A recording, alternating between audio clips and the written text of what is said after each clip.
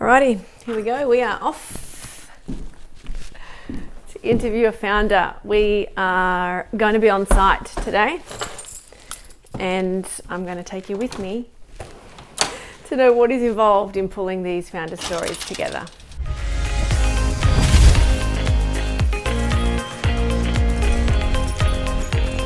So today I'm going to be interviewing Tace Clifford, who is the founder of BabyDrive. I first met her probably about 2 years ago, and she reached out to me and wanted to share her idea around the business that she's created, reviewing cars for families. So I thought we could only do today's interview in a car. So I'm heading out now to meet with her within one of her cars. There she does weekly reviews. So she goes in new cars, reviews them from the perspective of the family, family's needs, what they need, where, how many people can fit in there, how many prams, how many car seats, what tech is involved, and I will ask her about the business side of that and what life is like as a founder of BabyDrive.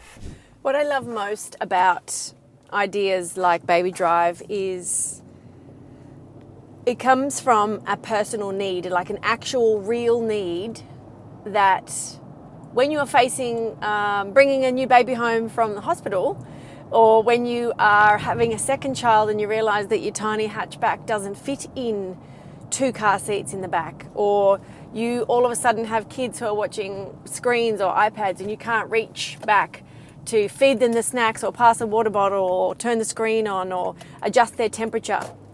These things you would have no idea about until you're in the thick of the need of something to be different and something to change. What I love about BabyDrive is Tace identified those needs, but also looked at the market and what was already being produced in the space of car reviews, and they were mostly from performance-based. They were around either safety ratings, they were around, like I said, performance, or if it was off-road, it was four-wheel drive and off-road capability, but nothing really from the perspective of a family's needs and the growing family's needs inside a car. So I love ideas that are born from real problems that need to be solved, and we will chat with her and see how the idea has been accepted into the market, who's using it, who her customers are, and how she actually wrapped a viable business model around this concept of BabyDrive. So today's recording studio, I've even got my seatbelt on, is inside a car. What car are we in? We are in a Kia Cerato GT. So as I mentioned before, I'm here today with the founder of BabyDrive. So we've got Tace, who has founded the company based on providing content and reviews for family-friendly cars. Is that the best way to describe it? Yep. And so the model is you get cars from the dealerships or from the brands, from the manufacturers, and do reviews based on the perspective, or giving the reviews for the perspective of parents. Yep. And so can you paint me the picture of, like, what do you do on what does the rhythm look like for you on a weekly basis? Yeah, of course. So basically I pick up a car normally on a Thursday after my school drop off, and I drive it for the week with my family. So first of all, I install my children's car seats and we use it for us. And so I'll do all the normal things that a family does. So drop-offs, pick-ups, school runs, shopping, occasionally some time to myself. That my kids sleep in the back sometimes, my little one, I'll drive her to sleep. So all those things that parents normally do. And so every week you've got a different car and they're used to that rhythm? They're used to that rhythm, they do. Do they wonder which one's actually your car? Yes, they do. And they have favourites as well. Like, can we get they've got some favourites. So they ask, when are we going to get that one back? And things like that. And then if we have one for a bit longer, they start to give them a name and they become part of the family. So they're quite sad when they go. And also if we go from a really big car, like a big 7-seater, or people move her down to a really small hatch or something, then we all really notice the difference. So talk us through this one today. What have we got? We got the Kia Cerato hatch. So Kia Cerato GT. And so who would it's small. So we've got some car seats in the back, which is what you obviously test, right? Yes. So how many car seats will fit? Because that's obviously, if we can't fit our kids' seats in the back, then we can't drive the car, can we? So Yeah, exactly. We've got two in here. Yeah, so I've got a 1.5-year-old and a 6-year-old. So this is their infant secure child seats. Yep. And so I pop those in, but then I also will test this with an array of car seats, so for people with different age kids and things like that. So what's the average when people are looking for cars? What are they actually looking for? So I get people having their very first baby, which is a time when lots of people change their car because they suddenly think, oh my goodness, we're not going to fit a rear-facing child seat behind either of us in the front. So we get people having their very first child, up to people, they need a 7-seater because they've got a blended family. So maybe they're divorced, remarried. So they only have a lot of kids half the time. Or a lot of people, sometimes, probably the majority have 2 children, but they, we all take our kids' friends, we pick them up, we drop them off, or we get that quick phone call like, oh, I'm not going to make it to pick up. Can you pick them up for me? And so I think families need that flexibility. It's never just the 4 of you or the 3 of you or the 5 of you or whatever your setup is. So people want that flexibility as well. And also, you never know until you have kids, all the stuff. I was just going to say, I've got now 15, 12 and 6 and it's the stuff. I think I still carry as much stuff now as I do when I had one child with the pram and all the things. Stuff changes and your needs change with what you can fit in. That's exactly right? So if it's not a pram, it might be a bike, or we've got surfboards, or we've got scooters and skateboards and all the things. And I think as big as your car gets, they'll fill it. It doesn't matter. And then if you go on holiday, my goodness, like you think you're going to, camping isn't like the minimalist camping trip I used to go on when I was a kid with you've got your rolled up mat and your thing on the back. It doesn't work like that anymore. You take your entire house with you basically, don't you? So and that's exactly right, that the needs change as they get older, and then you might have another child, or you've got a blended family, and you've got that crossover of ages where one wants their surfboard but one needs their scooter and their life jacket, and it's a real mix, and so people want really specific knowledge of whether a car will work for their family. And so your reviews are based from the perspective of obviously a parent, and you are speaking from experience, which obviously the audience wants and they rely on. So I know I watch your reviews when I'm looking for cars because I know that you're going to say the things that matter, and for me it's about reachability. What can I reach? I was thinking the other day about I couldn't reach the light. My son asked me to turn the light on. And I was like, something so simple. I bet you would mention that and I know it's more about tech now because there's a lot more technology coming out in cars. But what are the other things you look for inside the car that you mention and that people really want content on? So things like, like definitely reachability for lights, things like that. A lot of cars now come with glass roofs and then just like a fabric mesh over. Right. Which up in Queensland is far too hot. Too hot. So things like that. So people just want advice on things like that as well. Also, cup holders. Cup holders and will bottles fit indoors? There's nothing worse than a big water bottle. A big water bottle rolling around. How would we rate this one? What have we got here? I've got mine in the back, and it will fit in the back door. I haven't had this car for very long. I've only just picked it up, so I'm not a pro on this one yet. But I can definitely get my coffee cups in there. Yes. Because that's the other thing as a mum. You're quite often, or just anybody, and it's not just a mum. It's dads have as water, well. coffee. You've got your water, your coffee, and the kids have theirs too. They have to take their water bottle to school. They have to take it, everywhere they go. So if it doesn't fit, then that means it rolls around in the footwell and empties. It's rare to find a We've had that water situation. Yeah. So also ease of use of the media screen and media system, also the safety as well. So I know that you often talk about the safety in terms of connection points for the seats, but also different seatbelt warnings and all sorts of things.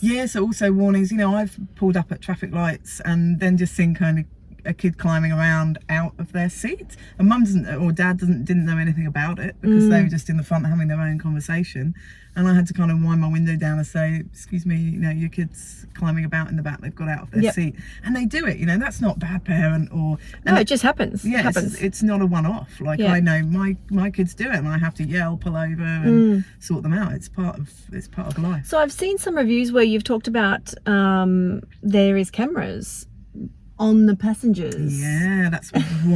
the Hyundai Staria people mover. It's fantastic. So it's got a camera in the back. It's a big 7-seater people mover. So you can fully see your passengers. Yeah. So in the media screen, it comes up with live camera in the back, which is wonderful. And they actually have that in America in a few cars. So it's becoming more common. Yeah, I actually know of someone who rigged up their own one, which I'm sure is highly illegal. It's not probably as safe as the factory installed one. No, and then I heard of it coming in the Hyundai Staria, and I was like, this is a game changer. Yes. This is fantastic. Yep. Because there's nothing worse, you know. I know my first daughter was horrendous in the car, and the anxiety and the stress while driving was just far too much for me. But if I could have seen that she was fine. Yeah, she's making a lot of noise, but you know what? She's fine. Yeah. It would have brought my anxiety and kind of stress levels down a lot. So I think it's really good. That's a game changer. There's lots of new technologies and things like that are starting to come out, and I think it's really good. It's really good. Yeah. All right. So we're going to talk about actually running a business now. So we've you had an interest in cars. You saw a need, and you thought, what made you think I'm going to do reviews and this is going to be a thing and I can maybe make a business out of this? Well, I had just had my first daughter, and we already had a different car every week because my husband was a car journalist. So suddenly when I had my first daughter, I went from just enjoying driving cars every week to having to move her car seat and all her pram and all this equipment. And suddenly I realised that I couldn't actually get the pram in the car. Yeah, or you know, if I put the car seat behind the driver's seat, then my husband couldn't drive and things like that. Yep. So, and then I joined a mum's group, and suddenly all these people were asking my advice. Yep. All the mums were saying, Tace, I need a new car, and I've got a dog, and I've got this. Is that because your husband had been doing the reviews? They knew you knew lots of reviews, like new cars? and I'd turn up each week in a different car. Yeah. And they'd say, you know, and that's quite unusual for people, I think. Yes. So, so they'd say, oh, what have you got this week? And things like that. So, and they'd ask me, and this went on for months, you know, and it wasn't just them. Then they'd say, oh, you know, my friend, she's got a Golf. Yep. But she's having her fourth child, so she needs a new car, or she's remarrying, and like, what do you think? And she's got a golden retriever dog, and you know, she's got you got to fit the pets, the toys, the equipment, the sporting gear. And then it kind of went on, and these friends said, you know, you need to write this stuff down. Yes. Like, because we're having to pass on information to somebody else. Whereas if you write this down, they could just look it up. So in terms of so you started to realise that people wanted that type of content. Yeah. What did you do next? So do you obviously think, well, okay, I need to record something, or what? What were the actual steps from this could be a thing to I need to make it real? So I went and tried some practice review filming. Yep. Which was horrendous. Absolutely horrendous. As in you took a selfie stick in a car like we have now. I took a few. I took a few different types of camera because, you know, this was back in 2017. Yes. I think.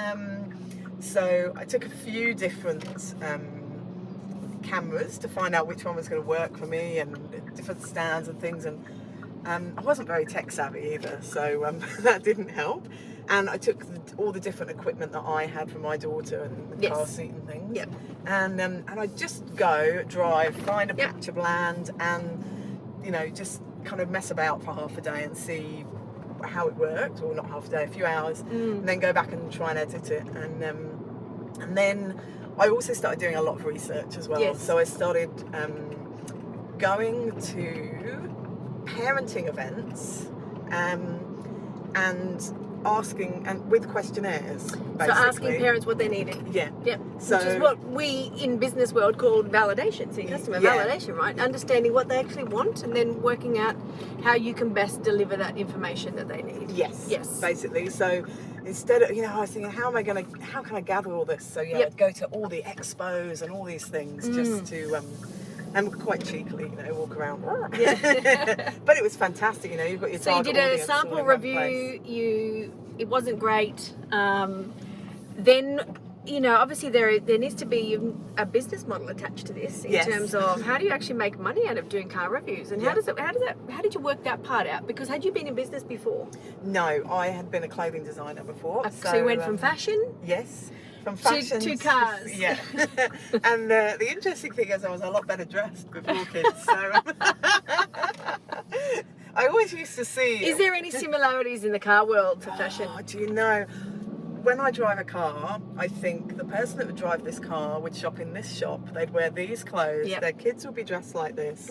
They'd have this pram, this seat. I know, it's just a weird instinctive thing that I have. And I actually I love it. So I can see there are definite but that's customer user behavior. That's customer experience. Yeah. So you needed to find a business model to make it work. Otherwise, you're just spinning wheels and putting content out for no reason or no real clear purpose. So how did you? What did you do there to sort of work that out? Did you have a good network, or did you do any programs, or who helped you? Anyone help you? Well, actually, I did. I went to what was it called? A business. Mum to Business BAM, I think it was called. Okay. Like an 8-week program for mums that wanted to go into business, and I went to that, and that was quite helpful. Just in the early days to get started. So that was other mums as well, starting businesses. And so that was helpful to starting to think about business models and things like that. But I'll be really honest that I think with BabyDrive, the business model I thought it would have, it actually doesn't. So that's been an ongoing learning process. So what was that for you? What did you think it was going to be? I thought it would be paid product placements. Okay. But you've realised that customers aren't interested in paying or just that my niche, that they're not interested. They'd rather, because my audience, of course, is parents, so I'm competing against the audience size of huge parenting magazines and websites. Which is now owned by the large media outlets anyway. So you got big backed, big funded, well-funded, well-backed organisations, and you're an independent. How do you tackle that? Slowly and with a smile on my face. No, I don't know how to answer that. I tackle that by I would say continuing to provide exactly what your customers want. Yeah, and that's the difference, I think. There's a difference between kind of wide generic content and really specific just informative content, I think, that people are really looking for. With the details that they want. With the details. Do you find the big organisations and media outlets are missing? I think so. Missing it? Yeah. Missing the mark there? Yeah, I think they've got a gap. And I can completely understand why, a lot of the game is SEO and it's numbers. So I'm competing against that. My numbers are obviously a lot smaller, but I'm very proud of what they are.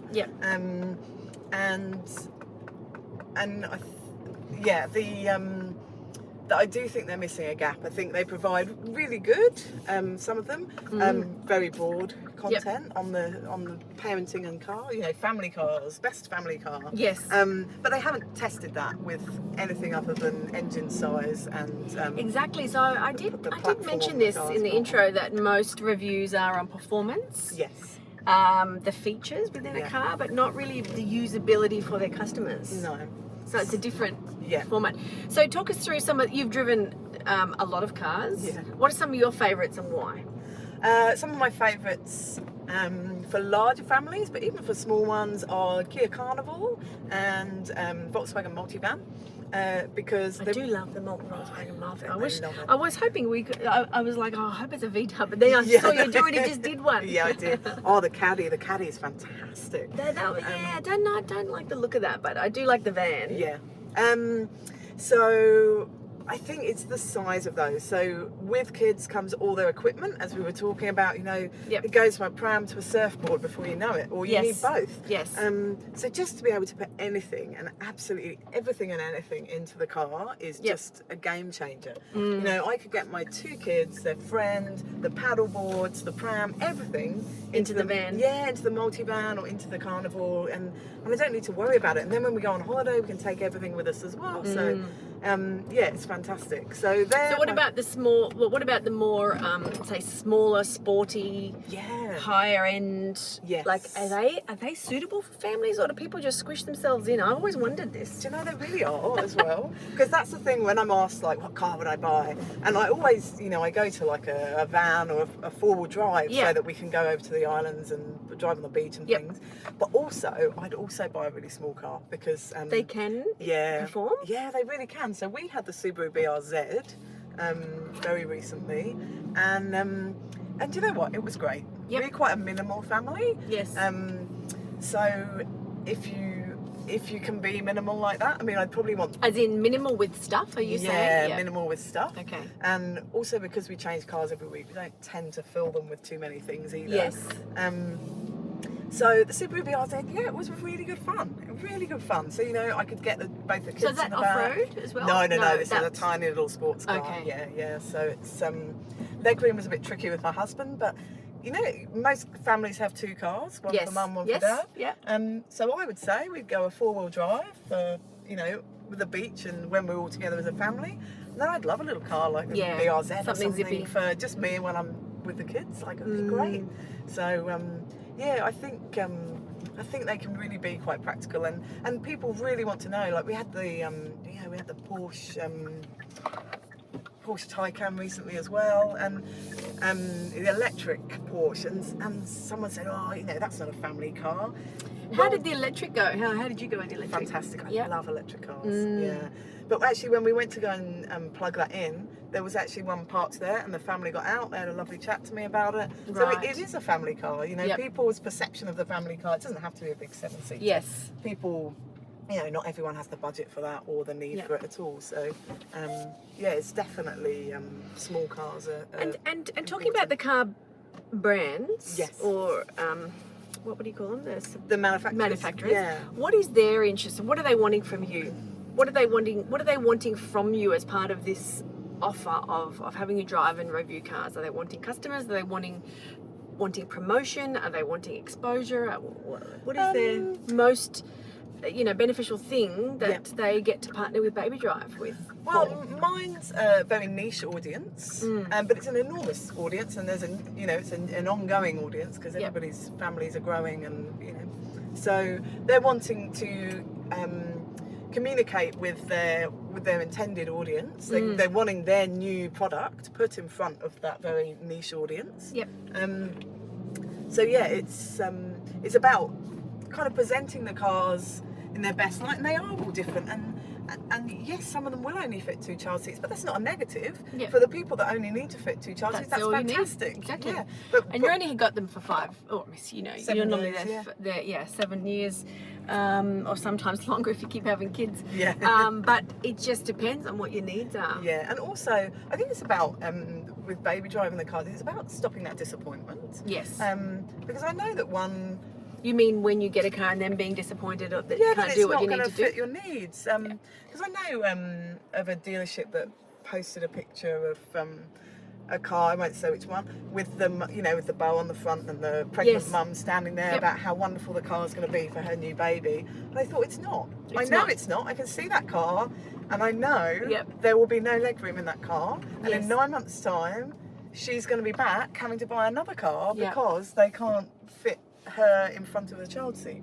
So it's about stopping that disappointment, because that dealership could have just sold a different car, but with the information that you're not going to be able to fit you and your baby in that car. So how about look at this one, which you really will be able to. Yep.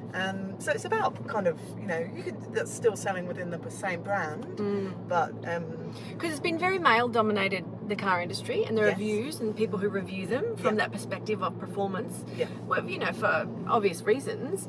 But I noticed one of the comments recently on your site, a review that a gentleman mentioned he wanted your opinion if you could reach into one of the utes because his wife was of similar size. Yeah.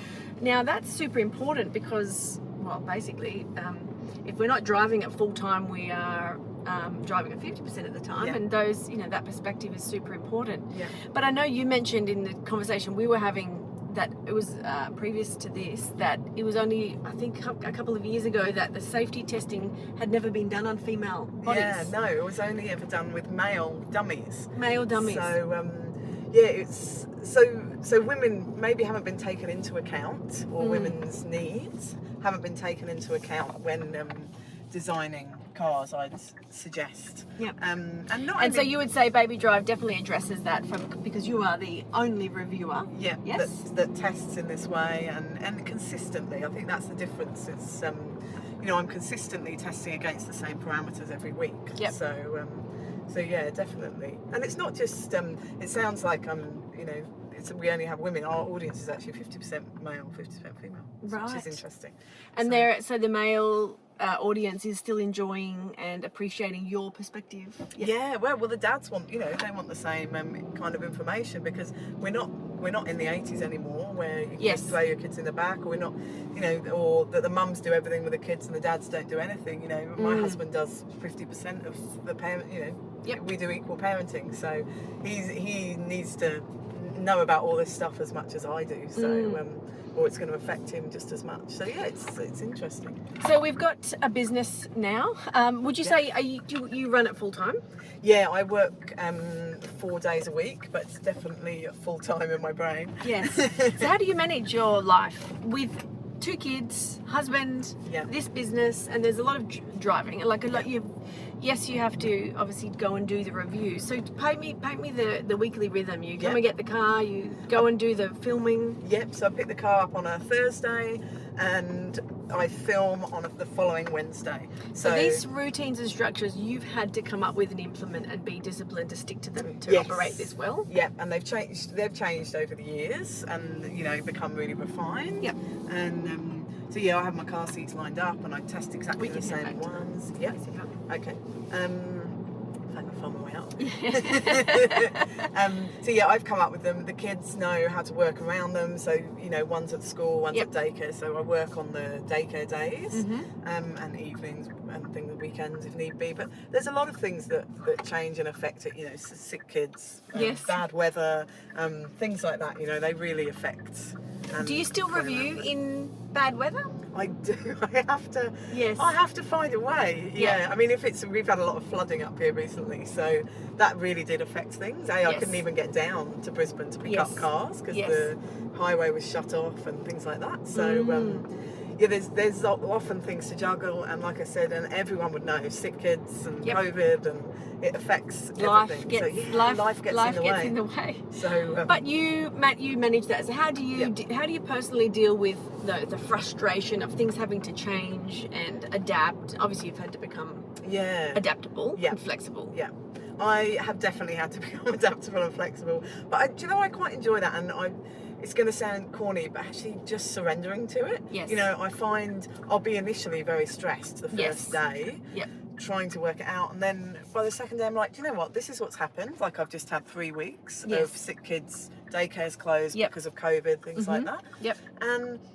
And the first day I was grumpy mum, as my daughter said, "Mum, you've got your grumpy pants on Yes. today." Like, let me check your pants. So I was grumpy mum for a day, and then I thought, do you know what? You just got to surrender to this. You've got 3 weeks now of full-time kids and a business. So work out what what is essential, what can be rescheduled for 3 weeks' time, and what has to be done. You've just got to fit in around. My husband's flexible with it too, which is fantastic. And he's like, when he's having lunch with the kids, I can nip out and film for Yep. an hour or and And things get stuff like that. done. Yeah. And how do you structure? So you've got your husband who is involved with the business, Yeah, he does. Yep. He's our production editor. Yeah. and you do the filming, the Writing. relationship management, the content. Yep. Do you have anybody else in the business? Yeah, we do. I have a videographer and social media guy as well, so he's great, and an editor of everything as well. So I have one guy that shoots everything, and then another guy that edits it for me. And so, what's all the of us. plan to become a large media outlet, or so? What are your thoughts, and what did you want to do next? I have big plans for BabyDrive, where it becomes a broader website that includes, you know, content across entire family life, and all the different ages, because we are quite young focused, using the car seats. So there is intention to do that too. At the moment, with a 18-month-old, I take one day at a time. Yeah. But yeah, there is that intention also to bring more writers on board and content creators on board. So yeah, that's the bigger picture, and to become a much, I would say a much bigger site. But actually, you know, we provide all the parents of Australia with the information they need. So it's I can't really get much bigger within Australia without broadening my content. Maybe range. growing the audience or growing the, you know, the readership or that sort of thing. Yeah. Obviously, you might. Do you have any dream? You know, other things you would want to review, or are we sticking with cars? Ooh, that's interesting. I'd love to review. Yeah, well, I mean, with kids and families comes camping. Yes. Comes, you know, fishing. Comes boating. Comes all those things. Caravanning, rooftop tents. Swags. You know. Yes. We try them all as parents, don't we? You know, we've been through swags and rooftop tents and camper trailers, and you know, now we're toying with the idea of a caravan. Yes. So, which you have, and I know you're an expert in these things. Yes. So towing, that's a whole other world. Oh, I don't. Joe, one of my things, I love driving vans. I love really big vehicles. Yeah. No, towing's great. I can highly recommend getting into it. Yeah. You can teach me. Yep. So it comes with all those things. So of course, you know, with there's a much bigger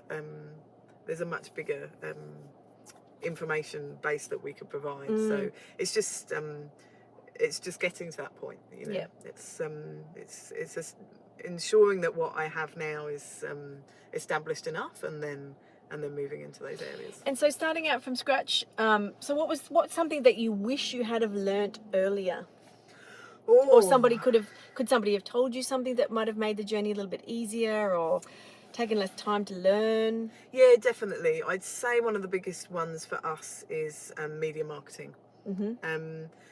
And I've very heavily focused on the content of the website rather than my relationship and my relationship with kind of the PR and the brands and things like that. Getting it out there. And it's that thing of working in the business instead of on the business. So I've definitely been working in it for a very long time and not developing on the business. So So would you have changed some things in the early days, maybe worked more on that than producing content? Or I say it's hard to say. I don't know. It's hard when you're a one-person operation to know what bits to do. Yeah, definitely. And I think when you find the bit you can do well and fit around your lifestyle that you've got at the time, it's easy to just continue doing those a lot. Yep.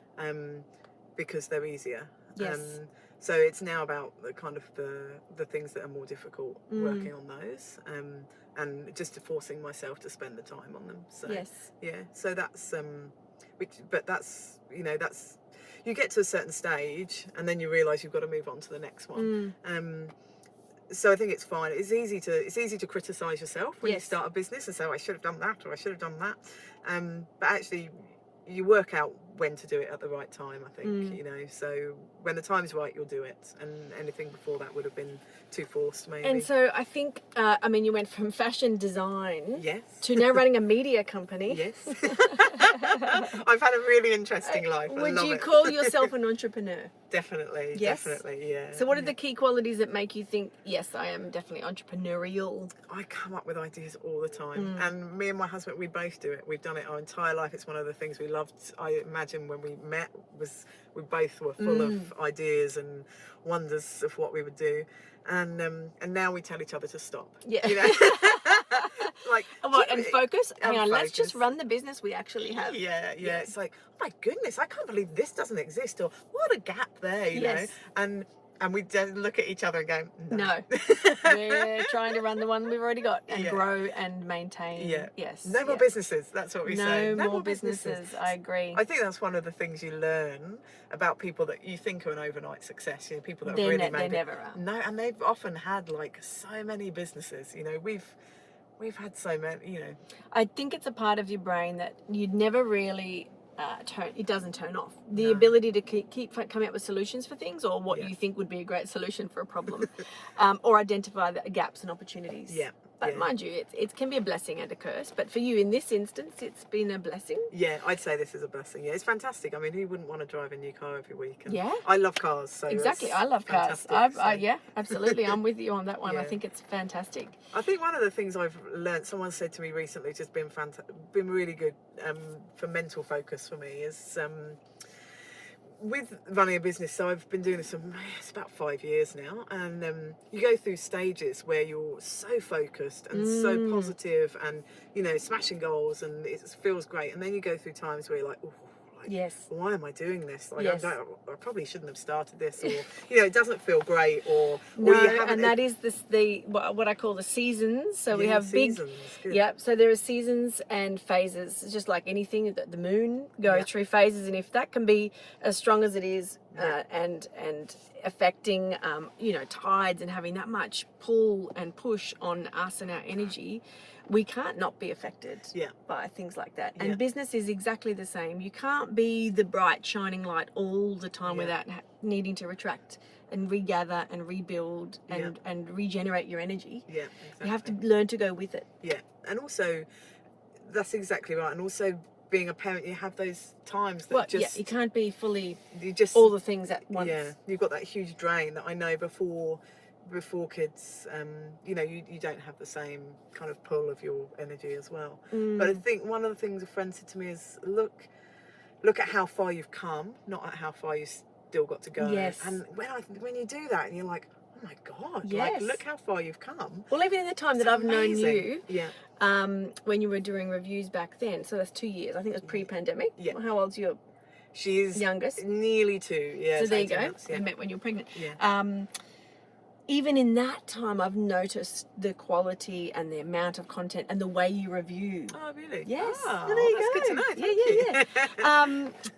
You know, and like you said, yes, if you were to look back, you know, and people always say, if you're not embarrassed by your first or second or third version of your product, then you're not doing it well enough. Shocking. Yeah, but you do it. And if you hadn't have done those versions to start with, then you wouldn't be here. That's really true.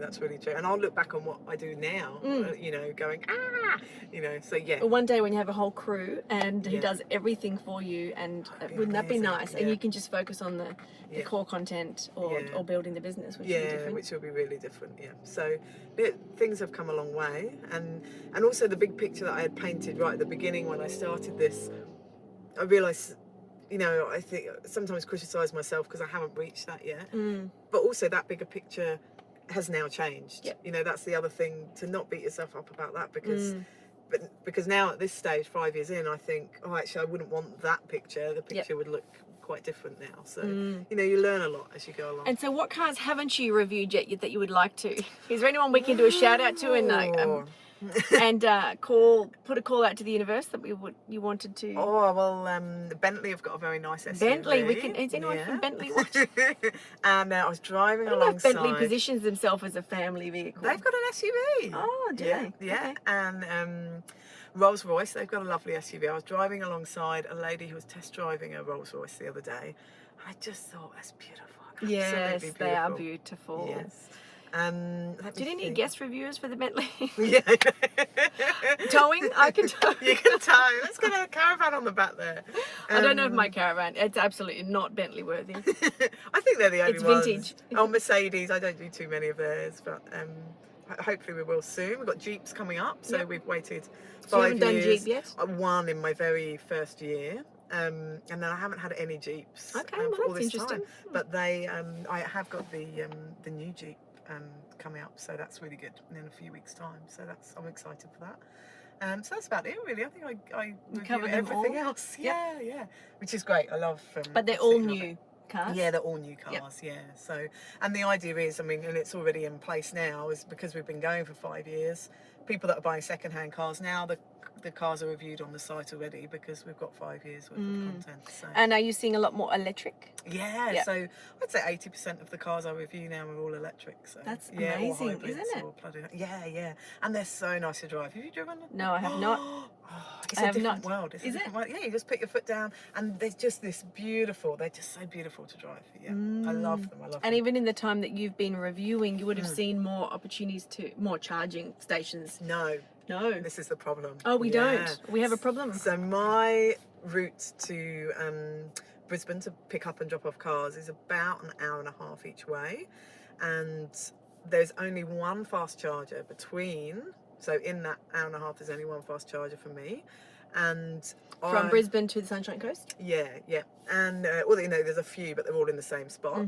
And I got there the other day with my bub in the back and they weren't working. Oh no! And I reached Brisbane with just 1% of battery left. But in order to do that, aircon off, screen off, you know, no stereo, no nothing, in order to bring the battery usage down. So we need more charging stations. More charging stations, because the other problem now more cars. is so I could always turn up knowing there'd be a spot because no one else had an electric vehicle. Now when you get there, there's not a spot because so many more people have electric cars now. There's not enough chargers. So come on, we need. There we go. Queensland government or the city councils need to pick up their. They really do. We need more game. chargers now, please. Yeah. Because if you get there and it's not working or it's in use. No, that's a problem. And this is what most people are fearful of with electric cars. Is like, am I going to make it? Yeah. You don't want to remove that fear. Yeah, it's kind of fine if you've got a charger at home. Which we will have soon, but also we charge them, you know, just the plug socket at home, but it takes a lot longer. But for example, if you've got a drive, or you know you just haven't had time to charge it at home, then you need that to be available. And some of them charge so fast now; it's fantastic, you know. How long? How long does it take to charge? So I just had the BMW iX3, and that's which I'm looking at now. It's it charges from 10 to 80% battery, I think, in 32 minutes. Oh, that's good. Which is perfect, because if you know. So when you're driving with an electric vehicle, so from here to Sunshine Coast, do you plan a half an hour stop in the middle to do that? I wouldn't need to normally, but if you're on a road trip, so I think that has 460 kilometre battery range, that one. So if I was driving, you know, on holiday with my kids or something, and that was the stop. You would definitely have to plan where you were going to stop, because not every fuel stop has an electric charger. So you'd have to plan where you stopped every 400k or something to charge. But 30 minutes is a good amount for a stop with kids, isn't it? You know, you stop, everyone goes to the toilet. As long as you know and you can plan for it, I think it's fine. But the problem is if you get there and they're full, you've got or to you wait. get there and they're not working. Then you're stuck. You literally are stuck. Yes. So surely there's an app. There's an app to let you know what's free. Can you book in? No. So you can see. I don't think so. So you can see if they're in use, but that doesn't mean by the time you get there that someone else hasn't still arrived. Going to be available. Yeah. Fair enough. Oh, actually, I'm lying, because there is actually a charger at IKEA, which is North Lakes, between where I live and Brisbane. However, they were all full. I could see they were full. Yeah. So again, you know, the options aren't available. So surely, I mean, this has got to change. We're going to have a lot more cars coming online, so we have to fix that. Yeah. Anyway, I'm going to let you get back to your car review. Thank you so much for your time. We've done laps of Brisbane. It's been a little bit shaky. It's a very raw filming today, but that's just, the content is everything. So if people did want to watch or look at reviews or read your content or connect with you, where's the best place to do that? You go to the website, so babydrive.com.au, and there's also a contact page on there. So if you wanted to get in touch, if you've got any questions, you know, you're looking for a car and you want information, then you can look at the reviews on there. You can also contact us on there. There's also our Instagram account, so BabyDrive, and Facebook as well, and TikTok, and all Do you the do others. TikToks? Yeah. So yep, embracing Embracing it. Yes, so it's not going to go away, so you got to embrace it and get on board. So. Absolutely, yeah, 100%. Awesome. Yeah. Thank you so much. Thank and you. If you do want to connect with BabyDrive, you can follow along on the socials or head directly to the website. But other than that, thank you, Tace, for your time today. And I got to take us the Kia for a spin, which is awesome. So here we are back not in the car. I hope that was not too distracting with us watching us and all of the movement that came with that video that was recorded in the car. But there really was no other way to record that interview. I needed to capture the essence of what Tace experiences in her business every day when she is doing car reviews. As you saw the journey as a founder from the fashion industry to now reviewing cars for her audience, which is parents looking to purchase cars for their family, and how that idea came about. It just goes to show you that there is no one way of coming up with an idea, but there's also no playbook for a lot of these things. She did not know how to run a media company. She didn't really understand the impact or the model at which her business was going to operate as a media company producing content that serves the needs of families looking for vehicles. I hope you took a lot away from that episode. I really enjoyed sharing that story. I've worked with and been involved with Tace for a few years now, and I've really been impressed with the amount of growth and the evolution of where she's taken that business, which started off as doing some initial reviews, meeting the needs of her customers, but now has evolved it beyond that and is looking forward into the future at creating some larger partnerships. And as shared, please do reach out to her either via the website, the social media channels that she listed, and also you can reach out to her directly on LinkedIn. I hope you enjoyed our discussion and this episode.